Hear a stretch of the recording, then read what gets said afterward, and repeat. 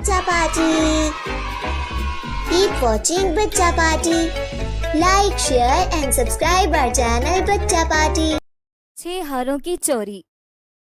शांतिपुर की रानी का कीमती हार चोरी हो गया। राजा ने ऐलान किया, जो आदमी रानी का हार तलाश करके लाएगा उसे राजा की तरफ से मुंह मांगा इनाम दिया जाएगा।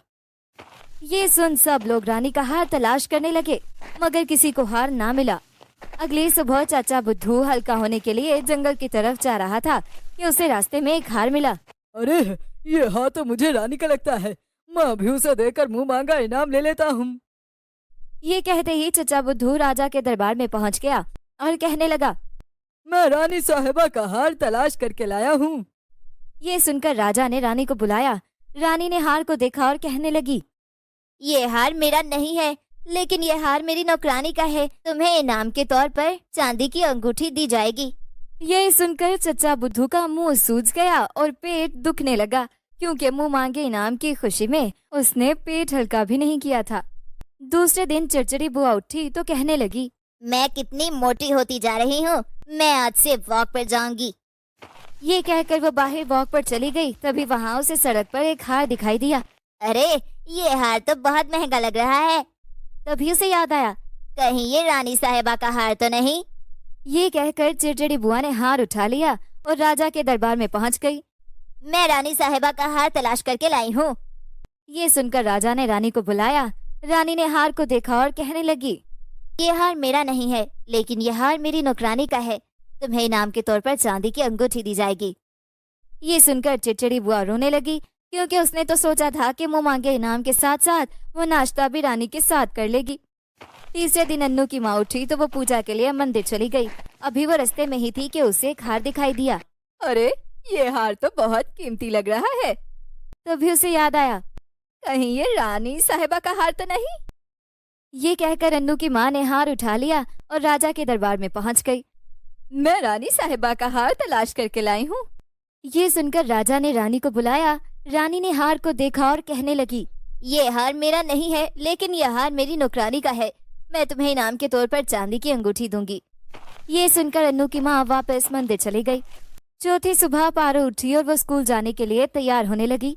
उसका स्कूल पास ही था। वो पैदल चली गई। वो रास्ते में खुद से बातें कर रही थी। काश मुझे रानी साहिबा का हार मिल जाए और मैं उसे देने के लिए राजा के दरबार में जाऊं, तो आगे से रानी मुझे मुंह मांगा इनाम दे और इस पढ़ाई से तो मेरी जान हमेशा के लिए छूट जाए। अभी वो ऐसा सोच ही रही थी कि अचानक उसने देखा कि सामने एक हार पड़ा हुआ था। पारो ने वो हार उठा लिया और कहने लगी, चचा बुद्धू, चिड़चिड़ी बुआ और माँ के तीनों हार नकली निकले, लेकिन ये हार मुझे रानी साहिबा का लग रहा है। आज मेरी इच्छा कितनी जल्दी पूरी हो गई। ये कहकर पारो ने हार उठा लिया और राजा साहब के दरबार में पहुंच गई। मैं रानी साहिबा का हार तलाश करके लाई हूँ। ये सुनकर राजा ने रानी को बुलाया। रानी ने हार को देखा और कहने लगी, ये हार मेरा नहीं है, लेकिन ये हार मेरी नौकरानी का है। मैं तुम्हें इनाम के तौर पर चांदी की अंगूठी दूंगी। ये सुनकर पारो रोने लगी और कहने लगी, ओह नो, अब मुझे फिर से स्कूल जाना पड़ेगा। 5वीं सुबह अन्नू के पिताजी सुबह सवेरे जागे तो उन्होंने खुद से कहा, आज सुबह सुबह खेतों में चला जाता हूँ और गाय के लिए घास काट लाता हूँ। ये कहकर वो खेतों की तरफ चल पड़े। तभी उन्हें रास्ते में एक हार दिखाई दिया। अरे ये हार कौन फेंक गया? अन्नू के पिताजी हैरान रह गए। तभी उन्हें याद आया कि रानी साहिबा का हार गुम हो चुका था। अरे ये हार तो मुझे रानी साहिबा का लगता है, मैं अभी इसे देखकर मुंह मांगा इनाम ले लेता हूँ। ये कहते ही अन्नू के पिताजी राजा के दरबार में पहुंच गए और कहने लगे, मैं रानी साहिबा का हार तलाश करके लाया हूँ। ये सुनकर राजा ने रानी को बुलाया। रानी ने हार देखा और कहने लगी, ये हार मेरा नहीं है, लेकिन ये हार मेरी नौकरानी का है, इसलिए तुम्हें इनाम के तौर पर चांदी की अंगूठी दी जाएगी। ये सुनकर अन्नू के पिताजी का मूड खराब हो गया और वो फिर से खेतों की तरफ चले गए। 5 दिन गुजर चुके थे, मगर अभी तक किसी को रानी का हार नहीं मिला। राजा और रानी बहुत परेशान थे। 5वें दिन की शाम को अन्नू को याद आया कि उसे काली पहाड़ी पर जाना था और वहाँ से जादुई काला पत्थर लाना था। ये ख्याल आने पर अन्नू वहाँ चला गया। तब उसे वहाँ पर एक हार दिखाई दिया। अन्नू ने ये हार फौरन उठा लिया। तभी वहाँ पर सियानी जादूगरनी आ गई और वो अन्नू से कहने लगी, ये हार मुझे दे दो अन्नू, और यहाँ से चले जाओ, वरना मैं तुम्हें अपनी शक्ति से भस्म कर दूंगी। ये सुनकर अन्नू कहने लगा, ये हार तो रानी साहिबा का लग रहा है, ये तुम्हारे पास कहाँ से आया? ये सुनकर सियानी जादूगरनी कहने लगी, अगर मैं तुम्हें सब सच सच बता दूं तो तुम ये हार मुझे दे दोगे। ये सुनकर अन्नू ने कहा, हाँ ठीक है।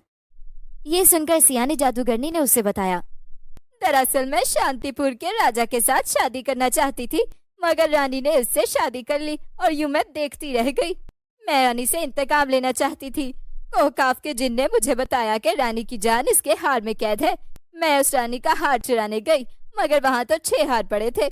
मैं रानी के हार की पहचान नहीं कर पाई और सारे हार उठा कर ले आई। रानी को मारने के लिए मैंने उसके हार को आग में जलाना था, मगर जब मैंने हार को आग में फेंका तो वो ना जला, यानी वो रानी का हार नहीं था। मैंने वो हार फेंक दिया। अब मुझे दूसरे हार के लिए एक और दिन का इंतजार करना था, क्योंकि दूसरा हार मैं शाम के बाद ही जला सकती थी। यूं मैंने 5 हार आग में जला लिए, मगर वो सब नकली हार निकले। आज मैं ये आखिरी हार जलाने वाली हूँ। मुझे लगता है कि यही रानी का हार है, तो मुझे ये हार दे दो और यहाँ से चले जाओ, ताकि मैं इस हार को जलाकर रानी को हमेशा हमेशा के लिए मार दूं। अन्नू जादूगरनी का प्लान समझ गया था। वो रानी को मारना चाहती थी। अन्नू ने पहाड़ी से काला पत्थर उठाया और सियानी जादूगरनी के सर पर दे मारा, जिससे वो बेहोश हो गई। अन्नू वो हार उठाकर दरबार में पहुंच गया और कहने लगा, मैं रानी साहिबा का ये हार तलाश करके लाया हूँ। ये सुनकर राजा ने रानी को बुलाया। रानी ने हार को देखा और कहने लगी, हाँ ये हार मेरा है, इसमें मेरी जान थी, इसलिए मैं इसे अपनी नौकरानी के हारों के साथ छुपा कर रखती थी, ताकि कोई इसे ढूंढ ना पाए। रानी की ये बात सुनकर अन्नू ने उसे सियानी जादूगरनी के प्लान के बारे में बता दिया, जिसे सुनने के बाद राजा रानी ने अन्नू का शुक्रिया अदा किया और उसे मुंह मांगा इनाम दिया। बच्चा party. Keep watching Bachcha Party. Like, share and subscribe our channel Bachcha Party. Goodbye. Thanks for watching.